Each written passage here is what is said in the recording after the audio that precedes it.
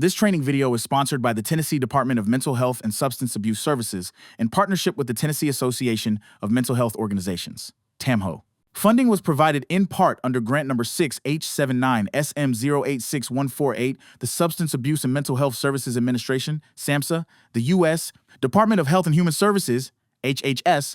The views, policies, and opinions expressed are those of the authors and do not necessarily reflect those of SAMHSA or HHS. This learning series is entitled Intersections Between Autism and Clinical High Risk for Psychosis. Schizophrenia and autism spectrum disorders have been historically linked and, even today, are found to have substantial overlap in symptomatology. This presents challenges for clinical diagnosis and intervention, and points to a need for further research as a foundation that will enable clinicians to reliably delineate the common and distinct features of both disorders. This presentation will cover an overview of the current state of research in the field, including its historical context, the prevalence of this comorbidity, working theories of the association, the overlap in diagnostic criteria, challenges in assessment, implications of comorbidity, tips for clinical assessment and treatment, and a discussion of case studies. Learning objectives include 1. Provide an overview of autism and the attenuated psychosis syndrome. 2. Identify areas of convergence and divergence in diagnostic categorization. And 3. Offer tips for assessment and clinical conceptualization useful for treatment. Presenting this topic is Dr. Jason Schiffman. Jason Schiffman, a professor at the University of California, Irvine, earned his PhD in clinical psychology from USC. His research advances the identification and treatment of individuals at risk for psychosis, focusing on refining diagnostics, implementing psychosocial interventions, reducing stigma, and promoting health for all. With over 200 publications, he has secured over $20 million in funding, including several active NIMH grants involving individuals at clinical high risk, CHR, for psychosis. Dr. Schiffman co-founded 3 university community partnerships, including a SAMHSA-funded CHRP program, and is among the few certified trainers of the structured interview for psychosis risk syndromes. He also consults for CHRP programs nationwide. Join me in welcoming Dr. Jason Schiffman. Hi, everyone. My name is Jason Schiffman, and I'm a professor in the Department of Psychology at the University of California at Irvine. And today, I'm excited to talk to you about the intersection between autism and clinical high risk for psychosis. Now, this is a growing field with a lot of clinical interest, but unfortunately, a lagging research base. Despite this, I think in the totality of this literature, we can come up with a few take-home thoughts that might help some of our most vulnerable clients. I'll briefly describe the history of the intersection of psychosis and ASD, noting how they were once nearly synonymous, but then split. With respect to diagnostic criteria, here I'll highlight the overlapping but distinct symptoms of each diagnosis. Assessment will focus on a couple of studies from my lab looking at expert opinion and feasibility of psychosis risk evaluation. In the section on comorbidity, I'll describe how having both ASD and psychosis risk is related to worse functioning than either alone. Clinical considerations will cover some tangible tips I think are important for working with people with ASD and at risk for psychosis. And finally, I'll share 2 vignettes, one that's pretty straightforward to illustrate the main point, and one with real-world dilemmas where I think the complications that the vignette portrays reflect what many of us see in working with this population. All right, history and context. Now, Bloiler, a psychiatrist who coined the label schizophrenia, he noted 4 core features of the disorder of psychosis: association, or illogical or bizarre thinking, associations that have loose continuity; affectivity, he was referring to deficits in affective expression; ambivalence, which in his definition was like simultaneous emotions with countervalences; and then, important for our time today, autism, which he defined as detachment from reality, or a predominance of the inner life. So early on, the roots of autism and psychosis sort of were intertwined. This notion sort of stuck for decades. Now, schizophrenia and autism were not regarded as 2 separate and discrete conditions until the 1970s. Rather, autism was referred to as childhood schizophrenia, and symptoms in childhood were thought to be precursors to the later manifestation of full threshold diagnosable schizophrenia. So Up until very recently, the two disorders were not just intertwined, they were in some ways synonymous. When we think about autism and psychosis in the DSM, the story shows us how our field's understanding has shifted over time, and sometimes how it's lagged behind the reality on the ground. By the 1980s, or 1980 specifically, with the DSM 3, we saw the emergence of pervasive developmental disorders, separating autism from schizophrenia in a formal way. Then, in the DSM 3R, schizophrenia stood alone again, and PDD remained its own category. In 1994, DSM 4 and DSM 4TR further refined things. Schizophrenia was distinct, and we had PDD alongside a brand new term many of us remember well, Asperger's disorder. Fast forward to the DSM-5 in 2013, and the whole PDD category collapsed into autism spectrum disorder with social or pragmatic communication disorder added.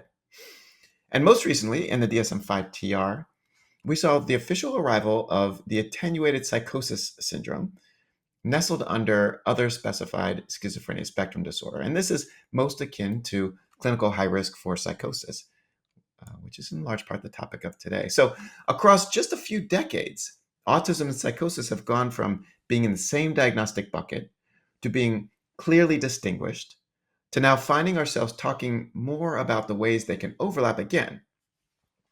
I guess it makes me think it's a reminder that the DSM isn't just a book, right? It's a snapshot of where the field is in terms of its thinking at a moment in time.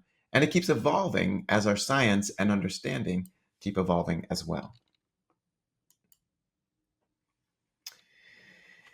When the DSM changes, it's not just an academic exercise.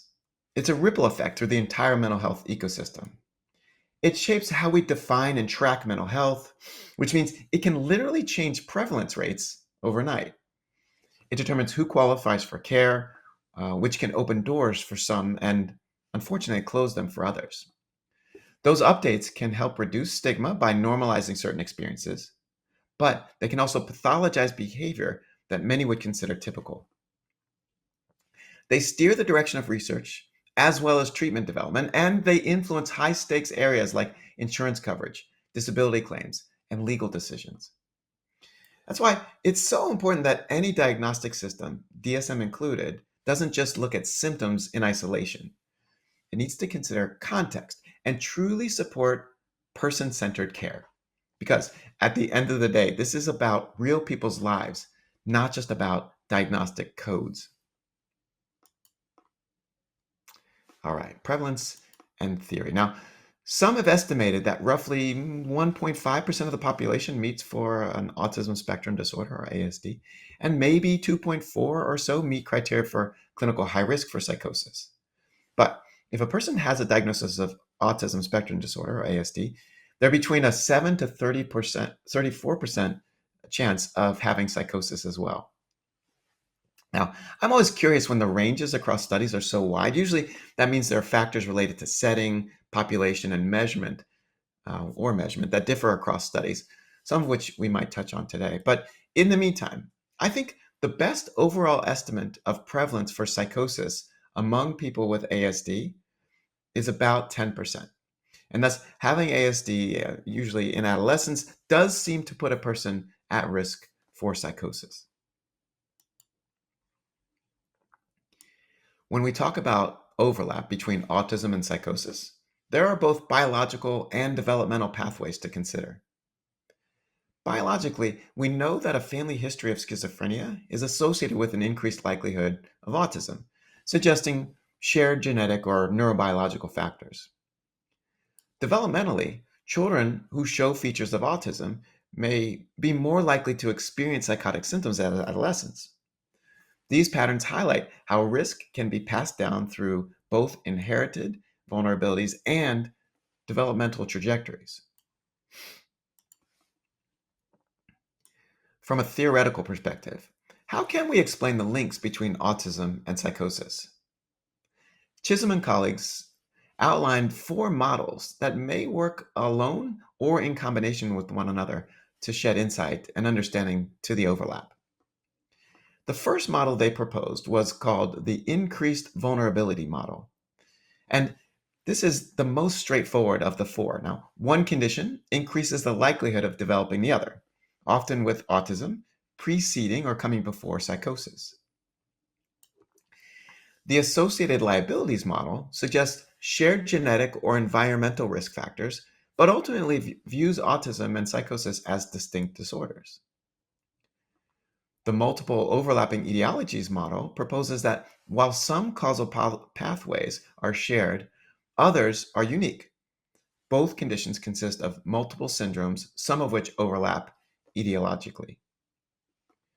Finally, they propose the diametrical model, and this one takes a deeper dive. It suggests that the two disorders may arise from reciprocal alterations to the same risk factors, leading to surface similarities, but opposite patterns beneath. For example, both may show social cognition deficits, but in autism, it's often underdeveloped, while in psychosis, it can be overactive, even hypermentalizing, which may contribute to paranoia. Disorganized thinking may also appear in both, but in autism, it's often concrete or linear, whereas in psychosis, it tends to be more divergent. Across these models, the take home is that shared risk can produce both overlapping and distinct features. And much of this presentation that we're sharing today will explore where those lines blur and where they hold firm. There are more non-diagnostic features shared by autism spectrum and psychosis spectrum disorders than you might imagine, likely in part resulting from the similar brain architecture and functioning that I've alluded to.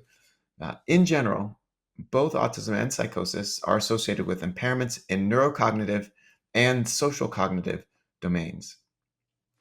Some work by Eek and colleagues compared people with autism and psychosis against typically developing control participants and found that both clinical groups, those with psychosis and those with autism, were rather impaired on all domains of a neuropsychological battery that included working memory, processing speed, verbal learning, among others.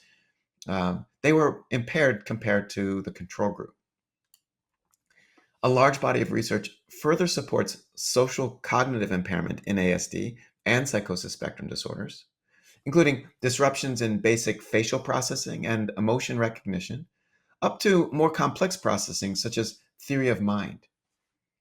Taken together, these shared features further support likely etiological and phenomenological similarities between autism and schizophrenia. In other words, where things emerge or arise from, what's the cause or the root, and how the people that have these disorders experience them, their phenomenology.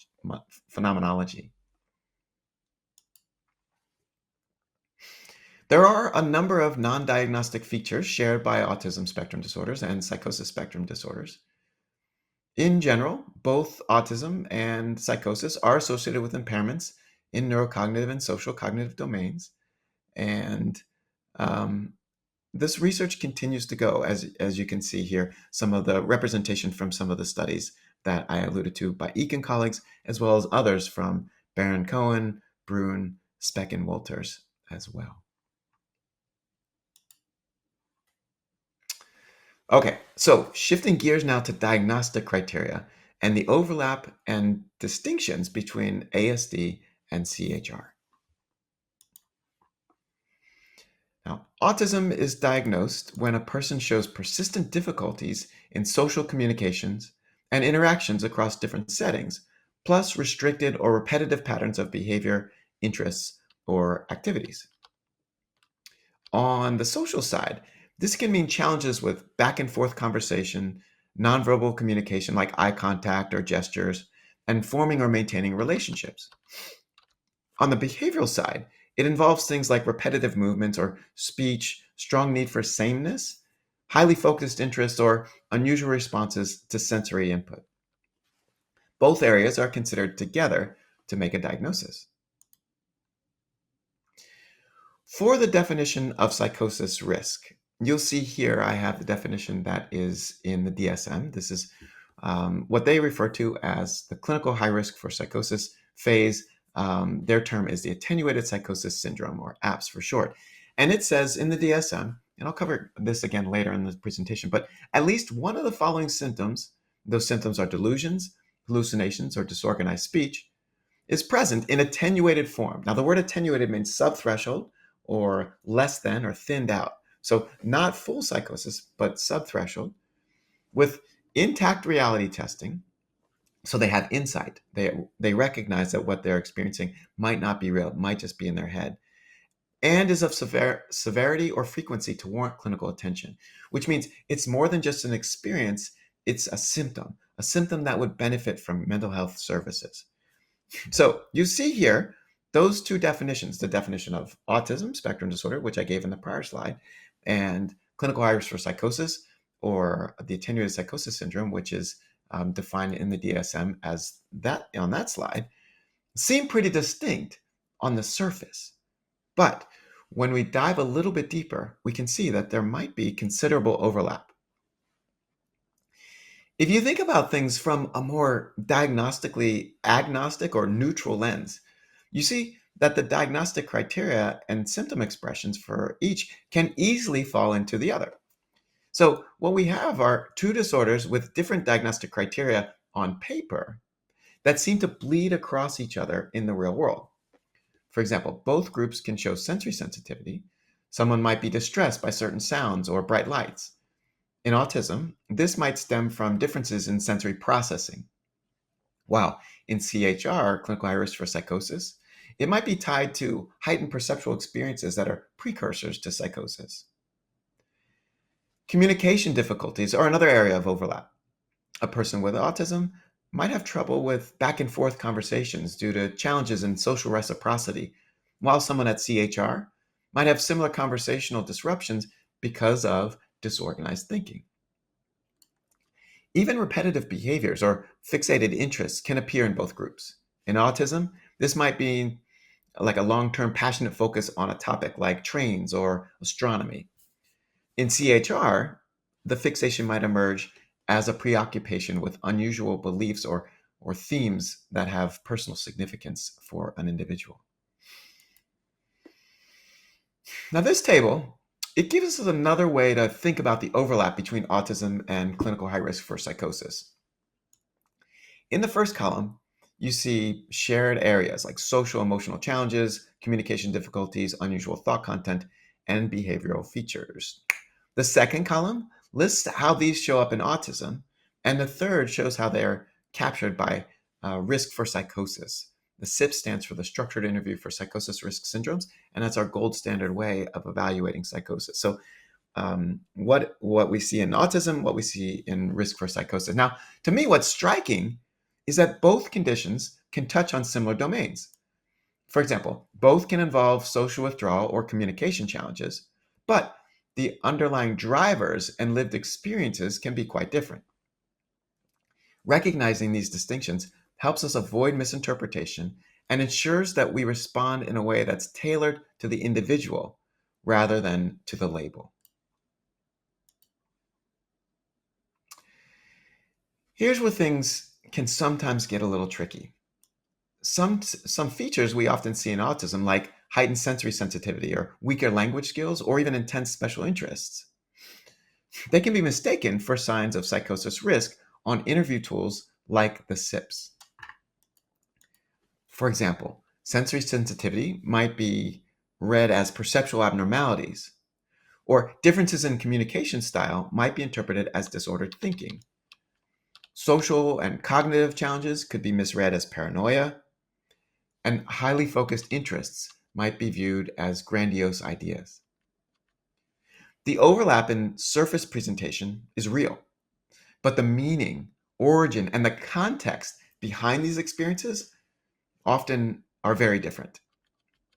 That's why slowing down, asking clarifying questions, and grounding our interpretation in developmental history is really important in this space and in this field when we're trying to distinguish psychosis risk from autism spectrum disorders. All right, let's dive a bit deeper into assessment. Now that I've demonstrated the overlap from the diagnostic criteria, how does this look when we think about it in terms of assessment? Now, what I have here are a variety of symptoms that are associated with psychosis primarily, and I want to walk through some of the overlap that you might see here. When we think about hallucinations in the context of psychosis, we're talking about perceptions that occur without an external stimulus. Seeing, hearing, feeling, smelling, tasting something that's actually not there. But here's the tricky part in this space. Many features of autism can look like hallucinations. For instance, sensory sensitivities, self-talk, or fascination with certain sights and sounds could possibly be mistaken for psychotic symptoms. That's why it's really important to slow down and really understand the source of the experience before we label it. So, as an example, take sensory sensitivity. Bright lights, loud sounds, or movement can trigger strong reactions that mimic hallucinations.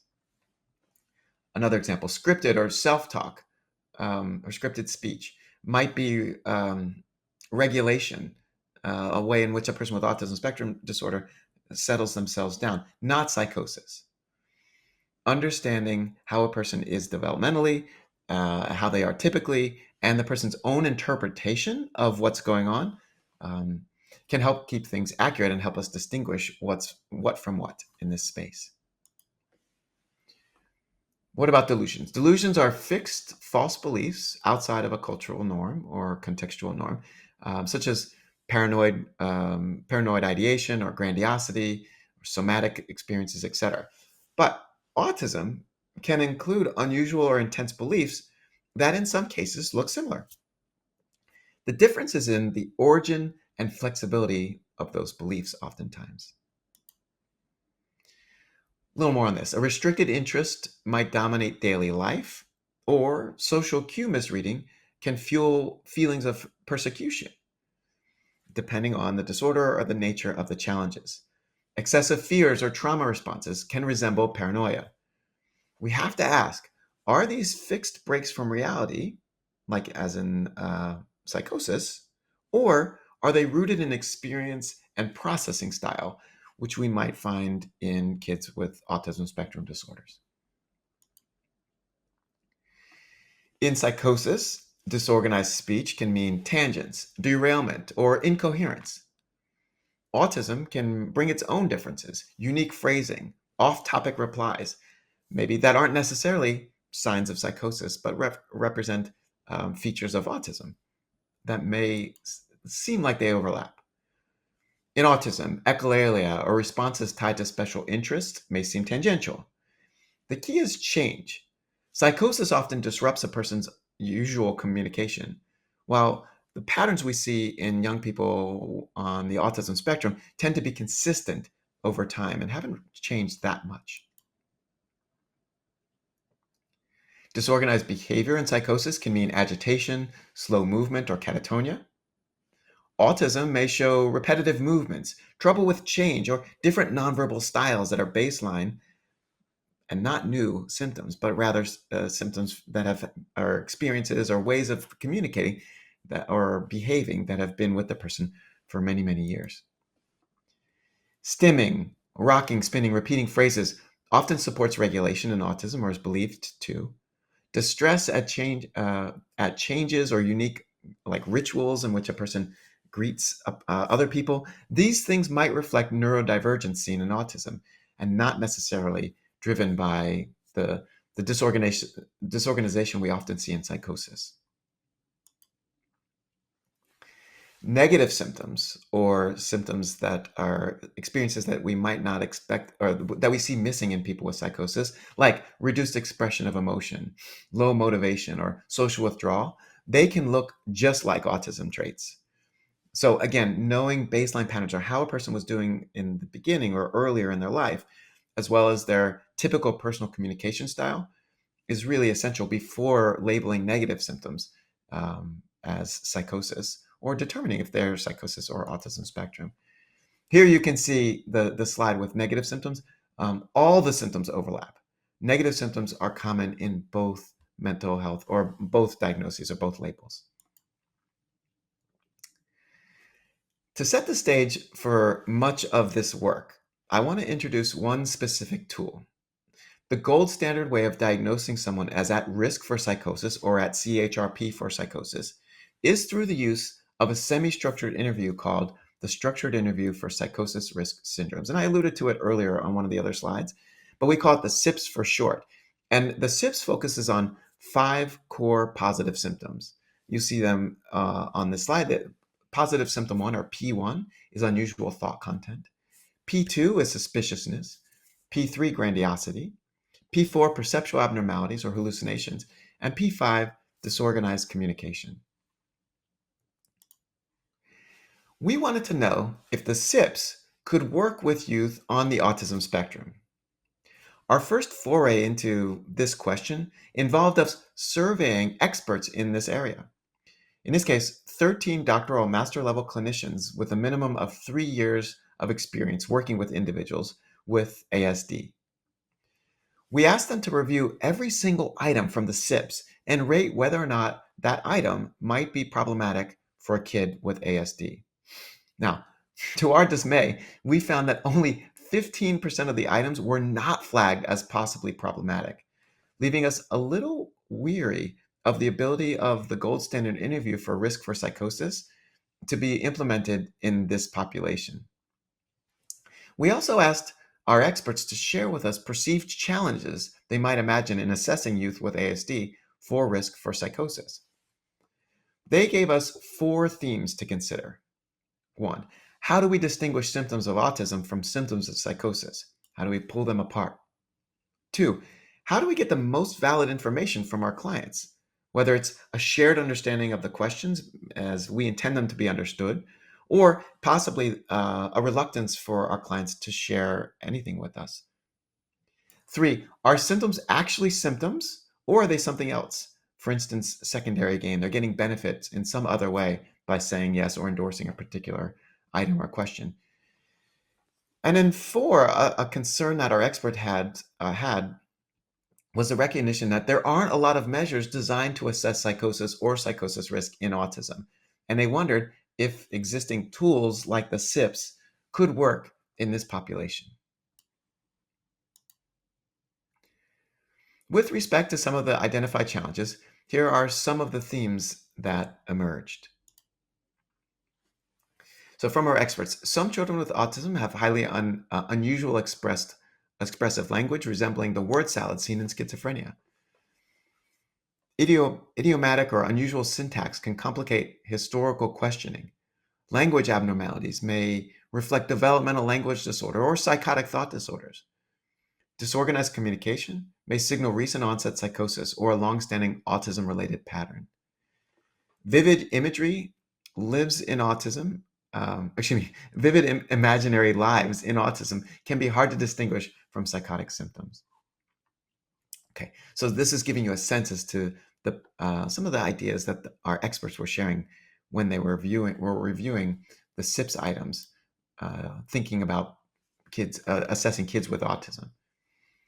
And I mentioned earlier, but in addition to the 4 broad themes identified by our experts, they also evaluated all 98 items on the SIPS. And the most common concerns that they shared were the potential for over-endorsement of experiences based on symptom overlap between psychosis risk and ASD. Here's a few examples of potential symptom overlap. So a question from the SIPS. Have you had the feeling that something odd is going on or that something is wrong that you can't explain? And bear in mind, that question is supposed to probe for psychosis risk symptoms and not autism spectrum. But you can see in the response that a kid with on the autism spectrum might say yes to this and being very truthful, but what they're expressing is different than what is intended in terms of psychosis risk. So this person said, I'm very interested in subway maps, and my sister says I'm weird. Here's another question from the SIPS. Does your experience of time seem to have changed? Unnaturally faster, unnaturally slower? Again, probing for psychosis risk, but the person with autism replied, yeah, I lose track of time. I get lost in internet rabbit holes about vacuums. do you daydream a lot or find yourself preoccupied with stories, fantasies, or ideas? Again, a question on the SIPs attempting to assess for psychosis risk. This client said, I love Mario Brothers. I love being in Mario Brothers' world. In the context of this client's experiences in life, that was not a question that, when they said yes to, made me think that they had that was a symptom around psychosis risk. Here's some more. Again, a question from the SIPs, assessing for psychosis risk. Have you had the sense that you are often the center of people's attention? Yes, people are always staring at me, and my therapist is always with me. So this person was really, truly a center of everyone's attention because of the services that they were receiving. So they were answering yes, but not in the sense of suspiciousness or paranoia. Do you ever feel that people around you are thinking about you in a negative way? Again, a question from the SIPs that's probing for suspiciousness or paranoia along the psychosis risk context. People call me names in school. This client with autism was being bullied. And they were saying yes, truthfully, to that question. So it wasn't an indication of psychosis risk. Do you feel you have special gifts or talents? Again, same themes here. My mother says I'm very special. I know about LeBron James. So this client had memorized all of LeBron James's basketball stats. SIPS questions, those in particular and others, are designed to pick up on early warning signs of psychosis. But here's the challenge. Many of these could easily be answered yes by someone on the autism spectrum. For these reasons, we have to be careful. They could easily say yes by someone with ASD for reasons that have nothing to do with psychosis or psychosis risk. Furthermore, like hitting this point home even further, preferring to be alone might reflect a lifestyle of lifelong social isolation, not new social withdrawal that you see more in psychosis. Or difficulty identifying feelings could stem from alexithymia that's common in autism. Also, sometimes it's something that emerges in psychosis risk.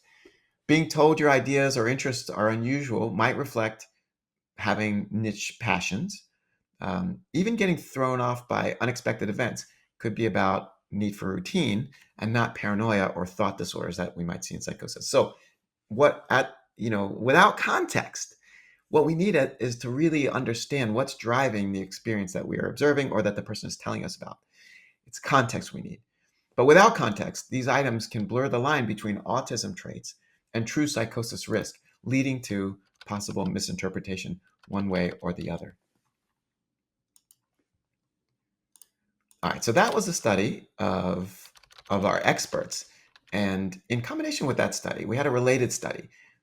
In this related study to the experts, we also engaged youth with ASD directly.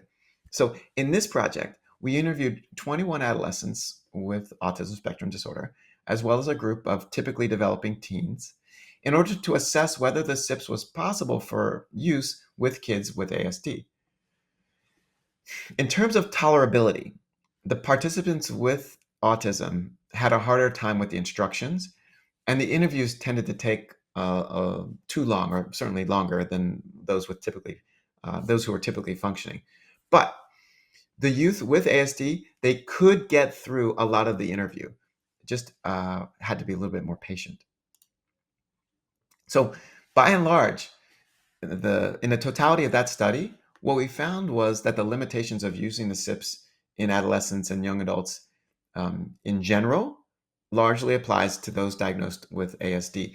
There was one question that was significantly more problematic for the youth with ASD, and that was, do familiar people or surroundings ever seem strange? 1/3 of our folks who participated with autism didn't follow what was meant by that question, whereas none of the typically developing sample had any problems with that.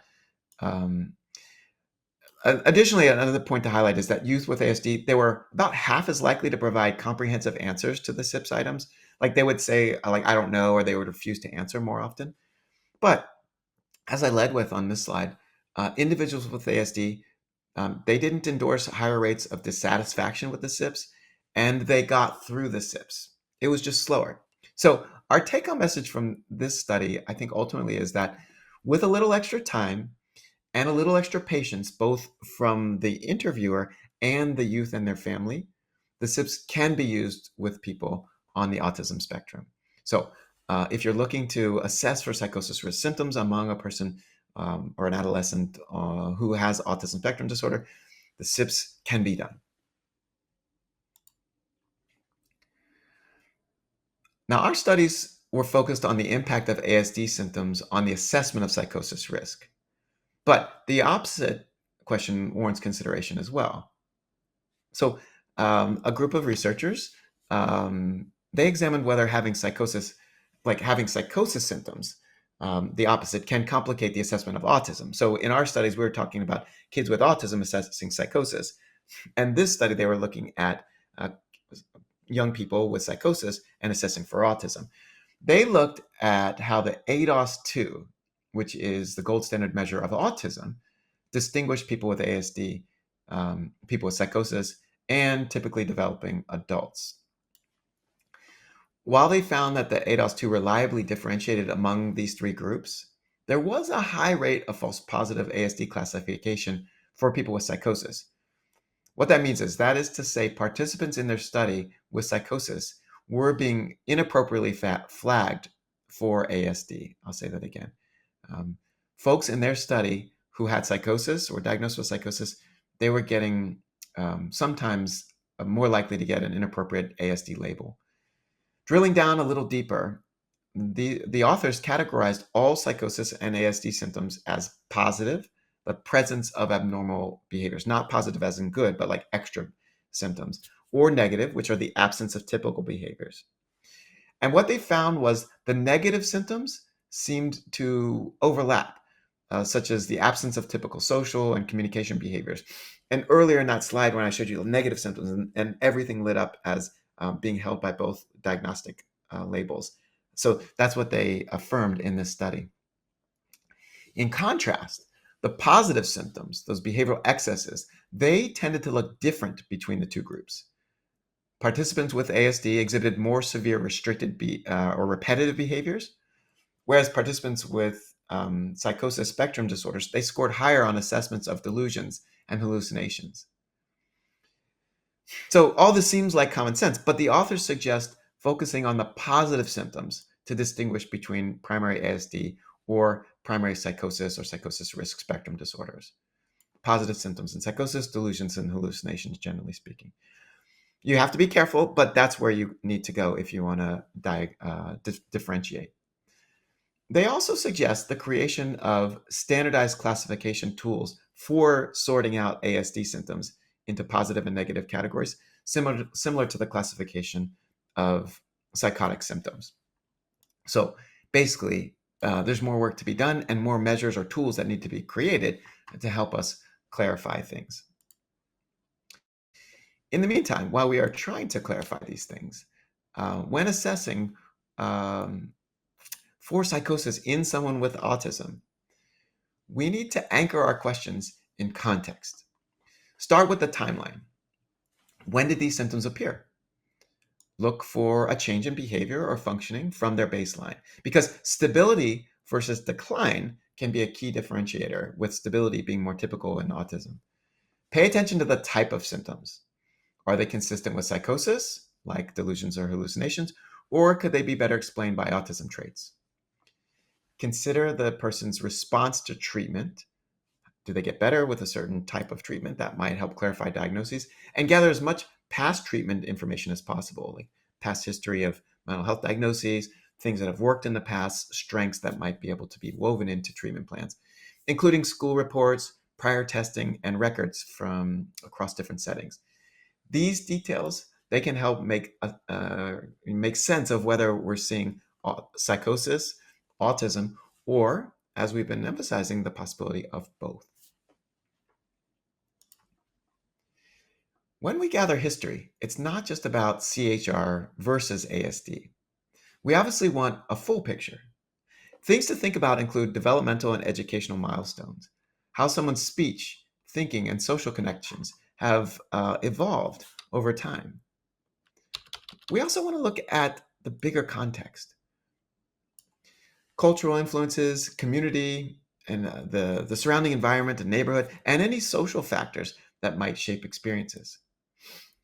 Communication style and mental health literacy, these are key.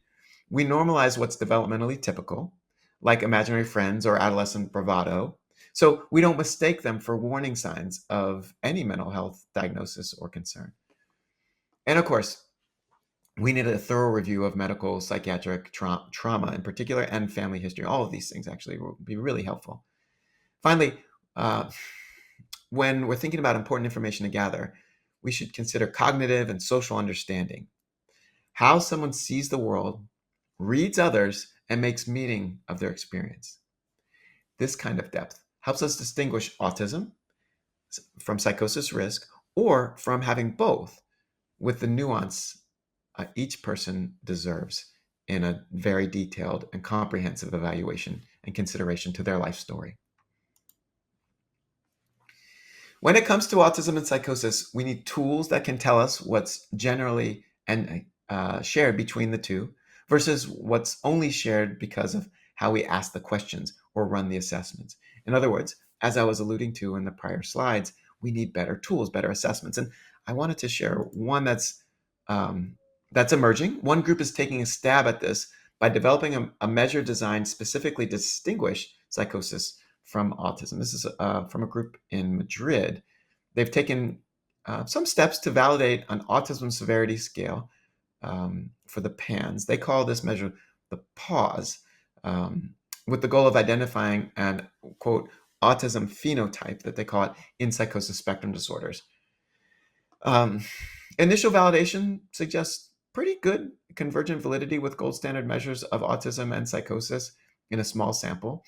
I think like a lot of further validation and reliability work needs to be done here, but it's worth it's a pretty good start. So folks are thinking in the right direction.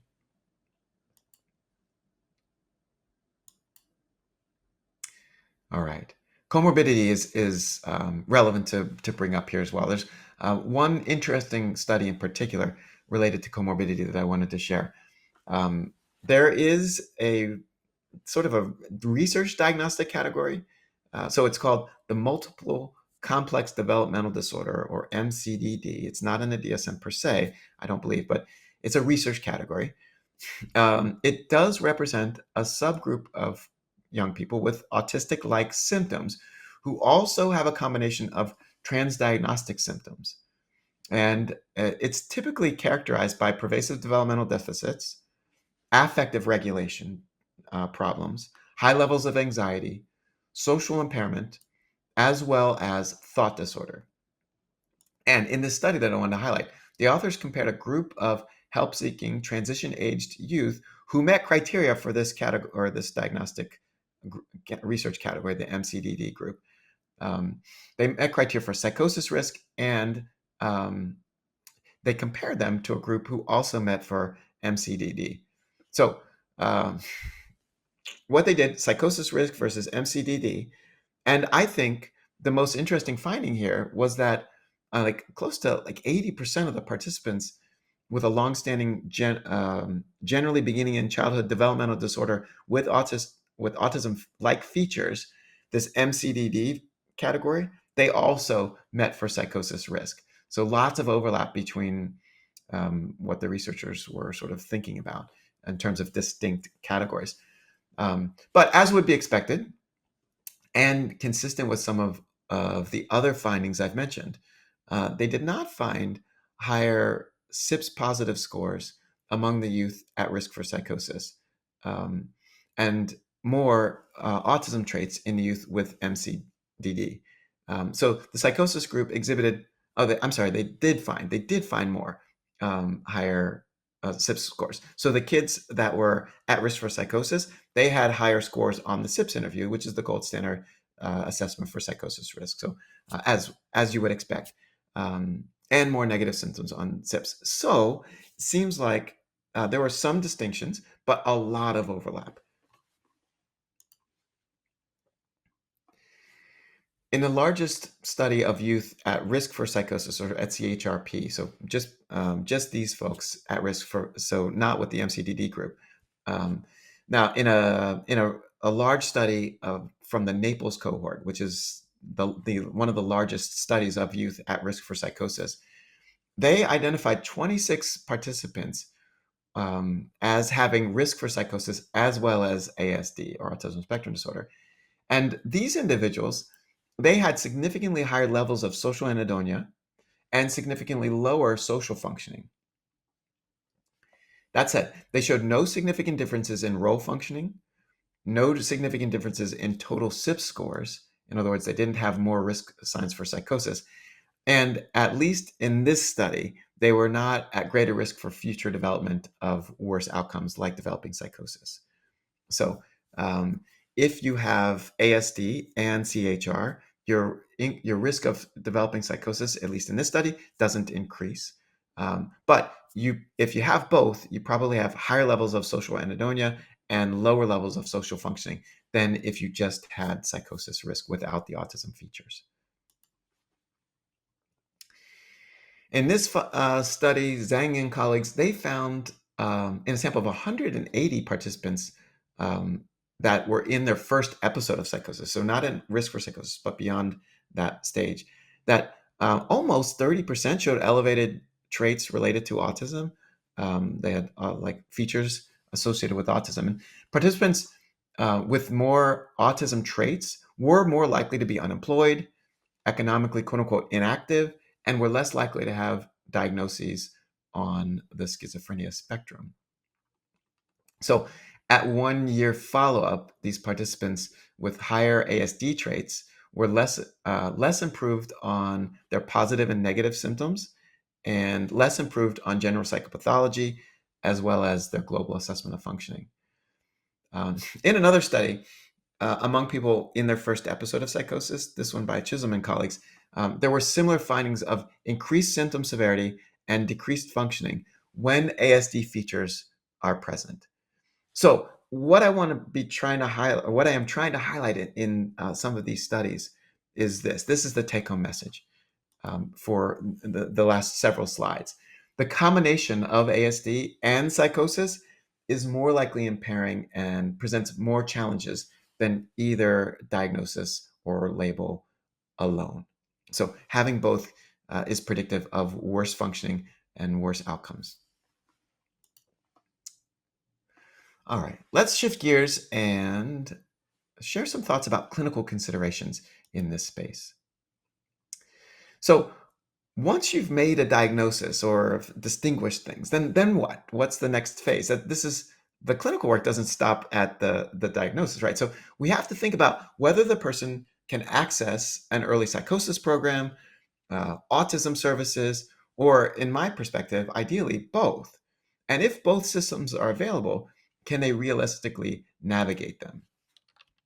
Now, these bubbles, they represent just some of the factors that can shape the journey, from stigma, trauma, and medical conditions to school or work or stress, for the family conflict, housing instability, and financial or legal challenges.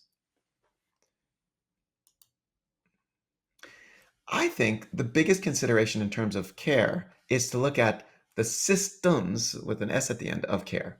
We have different agencies that are almost completely separated from one another, with mountains of barriers that families have to overcome to gain access to one, much less more than one system. The silos and systems drive the care, when in reality, it should be the needs of the client and their families that steer the ship. You see here a partial list of siloed agencies from schools to developmental disability services, a first episode for psychosis clinics, and high risk for psychosis clinics. Um, so lots of different silos. We really need agencies to meld. And in the absence of melding, at least being friends with one another so that handoffs are warm and to someone trusted.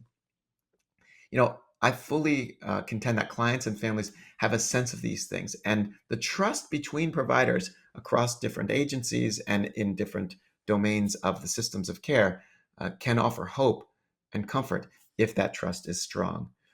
So breaking silos of care, creating communities of practice that are connected so that we have continuity of care and systems of care. It's not just the majority of people who have challenges related to both. I'm sorry, it's not the majority of people who have challenges related to both, but it is a significant and meaningful minority. So having one disorder or the other, or one diagnosis or the other, can present challenges. But even just having one of the labels and features of the other appears to present considerable additive challenges in domains ranging from functioning to quality of life to family health. Even having features of both is challenging. The overlap is high, so assessment, I think, is definitely worth it. You see here, given almost 10% of people with ASD have psychosis. Tips for assessment. Think about what symptoms come first. Autism usually precedes psychosis. Language overload may play a role in the increased response errors from individuals with ASD completing the SIPs. Consider other diagnoses and concerns by taking context into account. What's really going on? What else is going on in the person's life? What's surrounding them? Individuals are rarely the locus of the problem, quote unquote problem. I find it's the surrounding spheres of context that make the most impact and that we really need to understand. If we are assessing young people at risk for psychosis, or we're assessing kids on the autism spectrum for risk for psychosis, avoiding interview fatigue is really important. Do the SIPs on a different day if you want to use the gold standard tool for psychosis risk than other diagnostic interviews, as one example, to help avoid fatigue. Take your time. Parental report may be especially helpful when determining the timeline or time frame of functional decline that you might see in psychosis versus pervasive developmental deficits that you might see on the autism spectrum. Remember, much of this is new, the standard approaches to trying to parse this stuff apart, and our growing awareness of the overlap. Recognize we might be off. Have some humility in this and take the time you need to try to get as accurate as possible of a view as to what's really going on with the person that you're sitting with. So some more tips for clinical conceptualization here. Positive symptoms of psychosis, like hallucinations and delusions, they seem to be the best differentiator if your goal is to differentiate psychosis and autism, assuming they're not shared in the same person. Whereas negative symptoms, like social withdrawal or reduced facial affect, they tend not to differentiate as well because they look very similar across both disorders. And then you can look for different patterns of speech to help with disorganization. So look for disorganized speech in psychosis versus perhaps you might see more scripted speech in autism spectrum disorders. All right, more tips for this clinical conceptualization. I think we have to hold our categories lightly. Many conditions share symptoms, so it's important to think broadly about other possible comorbidities. At best, I think, diagnoses are educated guesses, the best that we can do. It's our attempt to, quote unquote, I've heard this expression, carve nature at its joints. We're trying to capture the right labels, the right diagnoses. And sometimes we miss that. So diagnoses are useful, but they're not the whole story. As always, context matters. A person's background, their life experiences, their strengths, their interests, their passions, and environmental factors shape how symptoms appear, how they're understood, and how they impact someone's life.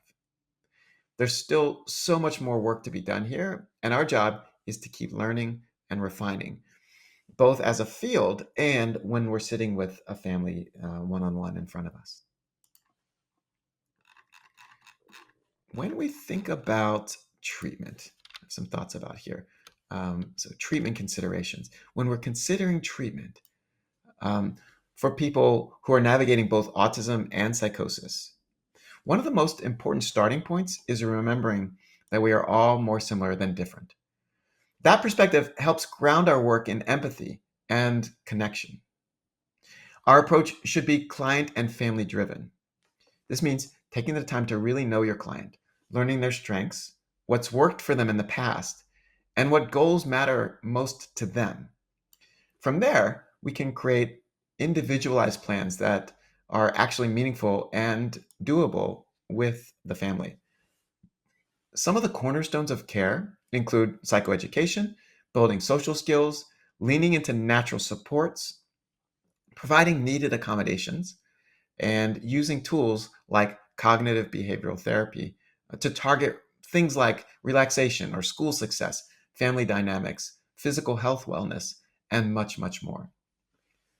On the system side, there's a lot we can do to make services more inclusive and accessible.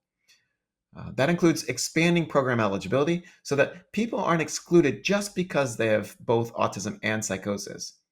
Taking a transdiagnostic approach and making sure medical considerations are addressed is important as well.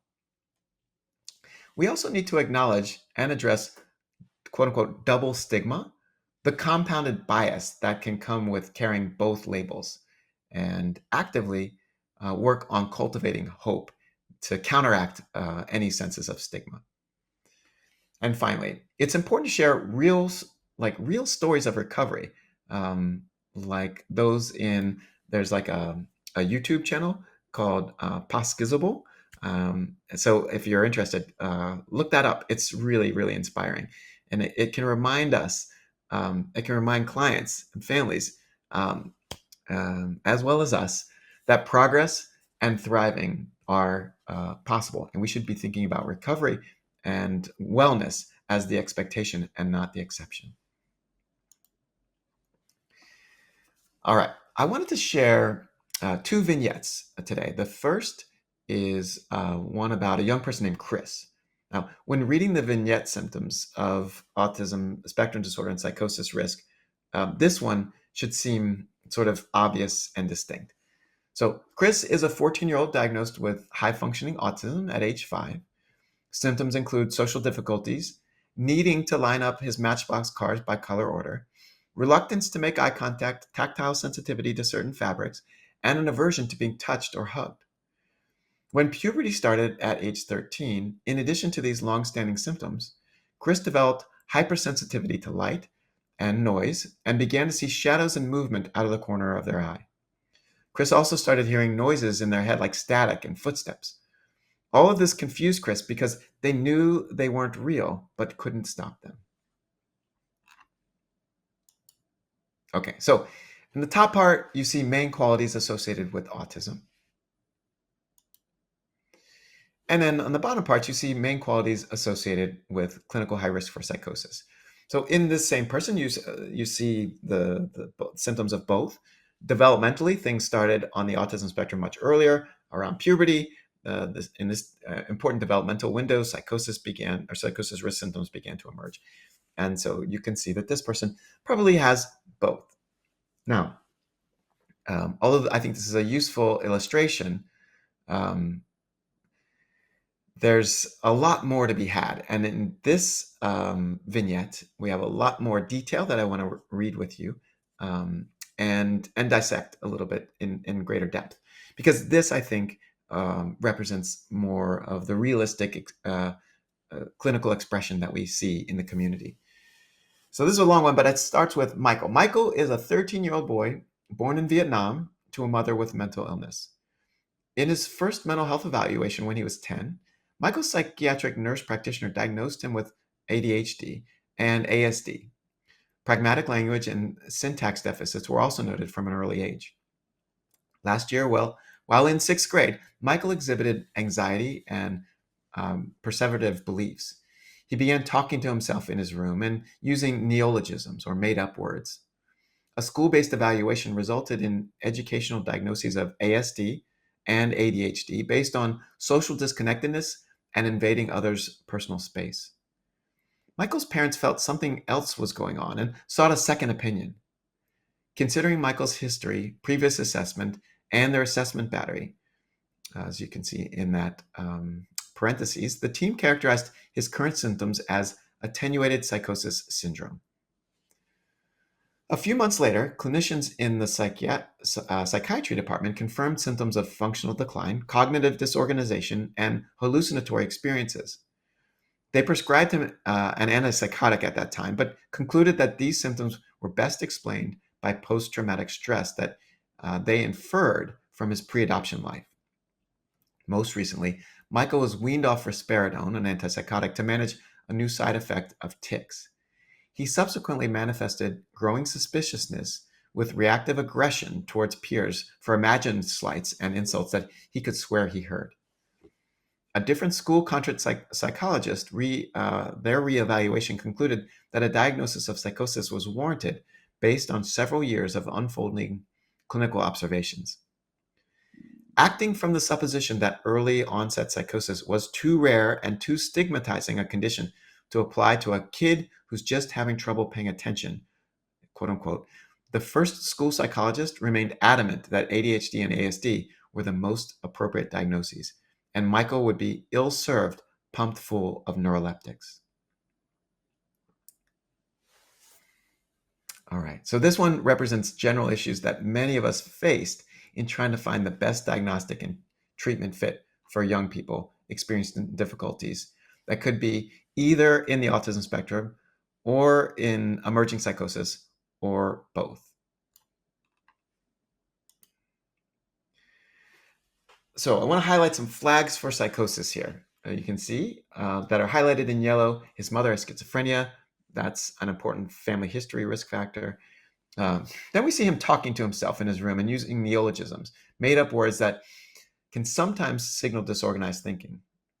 His parents felt something else was going on, which often happens when families notice change that don't fit the person's unusual pattern.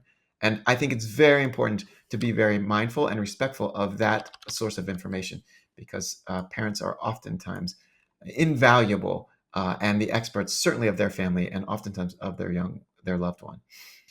The clinicians, let's see, the clinicians, they noted functional decline, cognitive disorganization, and hallucinatory experiences, all core psychosis risk symptoms. More recently, so developmentally, things are changing. He developed growing suspiciousness, as well as this aggression, which isn't necessarily an associated factor of psychosis, but it is a novel behavior and would be ripe for being included into a treatment plan.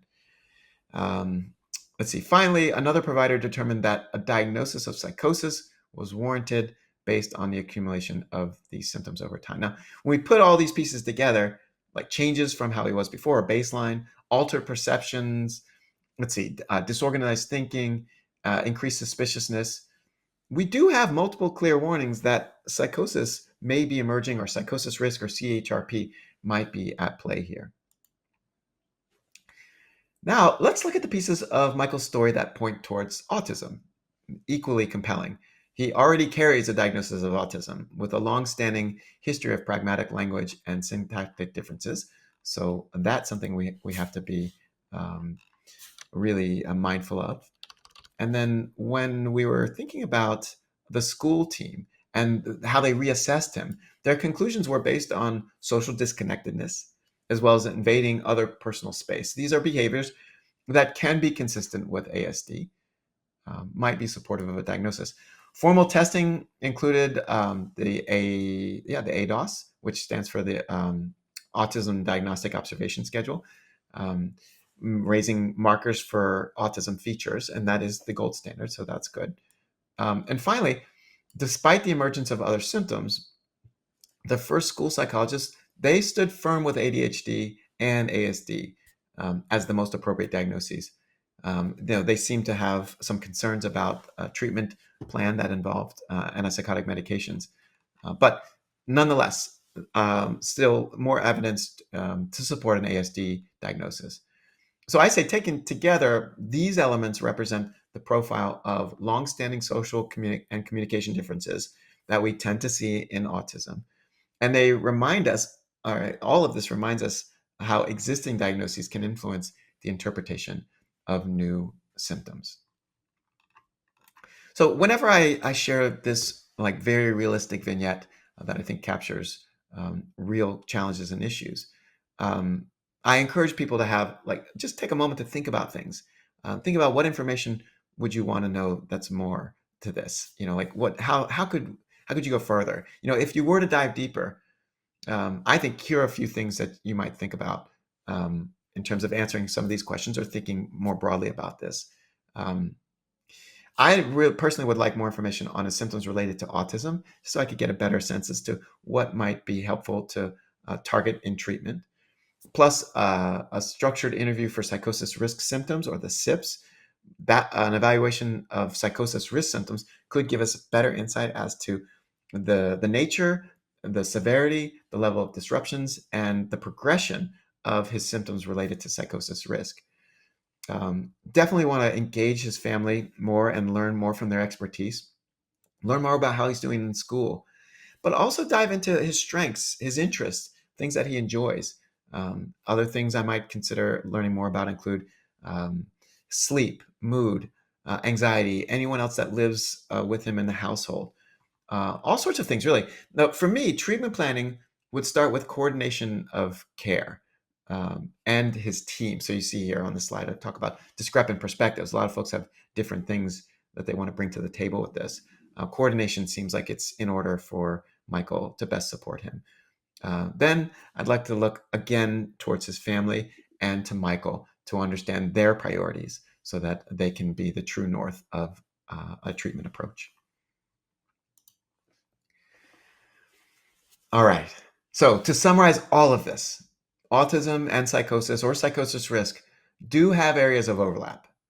That's what makes careful, individualized assessment so important. It's possible to assess psychosis in kids with autism, but it does take time.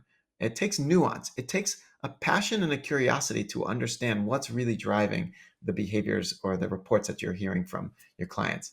And often, actually, multiple sources and gaining all sorts of information from different angles is what you need to get it as right as possible.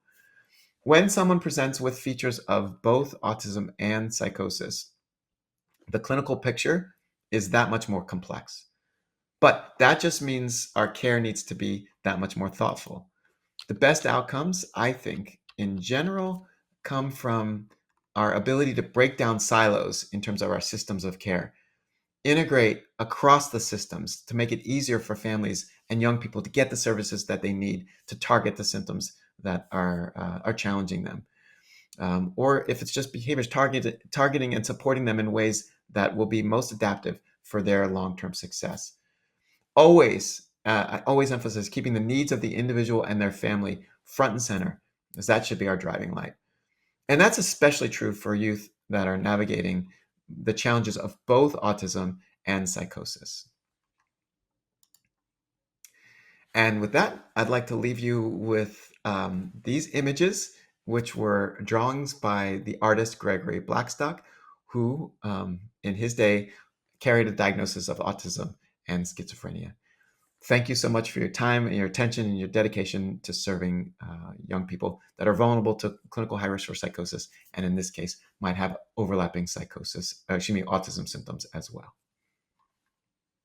Thank you for joining us for this session in our Early Psychosis Learning Series. The Tennessee Department of Mental Health and Substance Abuse Services, TDMHSAS, extends gratitude to our collaborating partners, the Tennessee Association of Mental Health Organizations, TAMHO, and Park Center, for their support in bringing this series to life, and to our presenter, Dr. Jason Schiffman, for generously sharing his time, knowledge, and expertise. Thank you again for your commitment to learning and for the vital work you do.